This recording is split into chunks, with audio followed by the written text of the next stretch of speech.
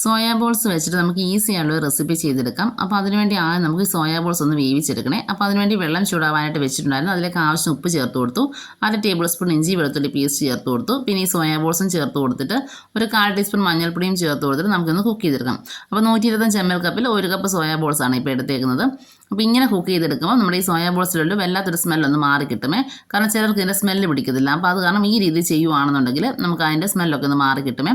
ഒന്ന് തിളച്ച് വരുന്ന സമയത്ത് ഫ്ലെയിം ഓഫ് ചെയ്യാം. അതിനുശേഷം അതിൽ നിന്ന് സോയാ ബോൾസൊക്കെ എടുത്തിട്ട് കുറച്ച് പച്ചവെള്ളം ഒഴിച്ചിട്ട് നമുക്ക് 2-3 തവണ ഒന്ന് കഴുകി എടുത്തിട്ട് വീണ്ടും അതിലെ വെള്ളമൊക്കെ ഒന്ന് മാറ്റിയെടുക്കണേ. അപ്പോൾ നന്നായിട്ട് കൈകൊണ്ട് പ്രസ് ചെയ്ത് കൊടുത്തു കഴിഞ്ഞാൽ അതിൻ്റെ വെള്ളമൊക്കെ ഒന്ന് മാറി കിട്ടുമേ. അങ്ങനെ നമുക്ക് സോയാ ബോൾസ് ഒന്ന് മാറ്റിയെടുക്കാം. ഇനി നമുക്ക് മസാല തയ്യാറാക്കാൻ വേണ്ടി ഒരു പാൻ ചൂടാക്കി അതിലേക്ക് ഓയിൽ ഒഴിച്ചു കൊടുക്കണം. അതിലേക്ക് നമുക്ക് കടുക് ചേർത്ത് കടുക് പൊട്ടിക്കാം. പിന്നെ വറ്റൽമുളകും കറിവേപ്പിലയും ചേർത്ത് അതും ഒന്ന് പൊട്ടിച്ചെടുക്കണേ. ഇനി ഇതിലേക്ക് ഒരു മീഡിയം സൈസിലുള്ള ഒരു സവാള നമുക്ക് ചേർത്ത് കൊടുക്കാം. സവാള ചേർത്ത് കൊടുത്തിട്ട് ഒരു 2-3 മിനിറ്റ് ഒന്ന് വഴറ്റിയെടുക്കണേ. അപ്പോൾ മീഡിയം ഫ്ലെയിമിലിട്ടാണ് നമ്മളിന്ന് വഴറ്റിയെടുക്കുന്നത്. അപ്പോൾ ഇപ്പോൾ കളറൊക്കെ ഒന്ന് ചെറുതായിട്ടൊന്ന് ചേഞ്ച് ആയി വന്നിട്ടുണ്ട്. ഈ സമയത്ത് നമുക്കിതിലേക്ക് ആവശ്യത്തിന് ഉപ്പും കൂടെ ചേർത്ത് കൊടുത്തിട്ട് വീണ്ടും നമുക്കൊരു 1/2 മിനിറ്റ് ഒന്ന് വഴറ്റിയെടുക്കാമേ.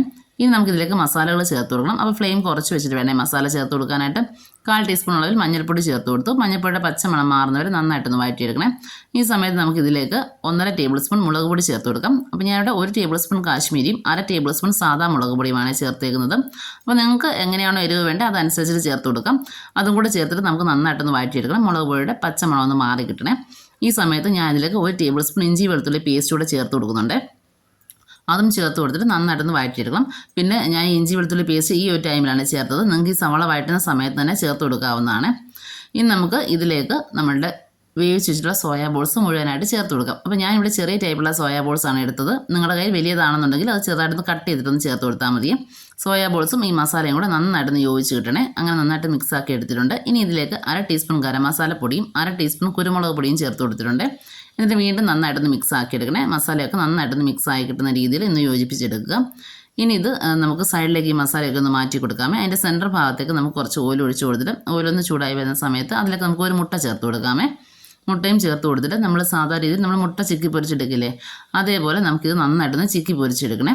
അപ്പോൾ ഈസി ആയിട്ട് ചെയ്തെടുക്കാൻ പറ്റുന്ന റെസിപ്പിയാണ്. നമുക്ക് ചപ്പാത്തിയോടെ ആണെങ്കിലും ചോറിൻ്റെ കൂടെ ഒക്കെ ആണെങ്കിലും കഴിക്കാൻ പറ്റിയ അടിപൊളി ഒരു കോമ്പിനേഷനാണ്. ഈ രീതി നിങ്ങൾ ചെയ്തിട്ടില്ല എന്നുണ്ടെങ്കിൽ ഒന്ന് ട്രൈ ചെയ്ത് നോക്കണേ. ഉറപ്പായിട്ട് നിങ്ങൾക്ക് ഇഷ്ടമാവുകയും ചെയ്യും. കുട്ടികൾക്ക് സ്കൂളിൽ കൊടുത്ത് വിടാനും നല്ലൊരു കോമ്പിനേഷനാണ് ഇത്. അപ്പോൾ ഇത് ഈസി ആയിട്ട് ചെയ്യാൻ പറ്റും. അപ്പോൾ എല്ലാവരും ട്രൈ ചെയ്ത് നോക്കണം. ഇതുപോലെ ചെയ്തിട്ടില്ലാത്തവർ ഒന്ന് മസ്റ്റായിട്ട് ട്രൈ ചെയ്ത് നോക്കണം. ട്രൈ ചെയ്ത് നോക്കിയിട്ട് നിങ്ങളുടെ ഫീഡ്ബാക്ക് അറിയിക്കണം. റെസിപ്പി ഇഷ്ടമായ നിങ്ങൾ ലൈക്ക് ചെയ്യാനും ഷെയർ ചെയ്യാനും പിന്നെ നമ്മുടെ ചാനലിലെ വീഡിയോ സബ്സ്ക്രൈബ് ചെയ്ത് കാണുന്നവരുണ്ടെങ്കിൽ ഒന്ന് സബ്സ്ക്രൈബ് ചെയ്ത് സപ്പോർട്ട് ചെയ്യണേ. സബ്സ്ക്രൈബ് ചെയ്യുന്ന തൊട്ടടുത്തുള്ള ബെല്ലേക്ക് ഓൾ എന്ന ഓപ്ഷൻ എനേബിൾ ചെയ്യാൻ മറക്കരുത്. അപ്പോൾ മാത്രമേ ഞാൻ വീഡിയോ ഇടുന്ന സമയത്ത് നിങ്ങളുടെ ഫോണിൽ നോട്ടിഫിക്കേഷൻ വരികയുള്ളൂ. അപ്പം നമുക്ക് വീണ്ടും നല്ല റെസിപ്പിയുമായിട്ട് കാണാം. അതുവരേക്കും ബൈ. Thank you.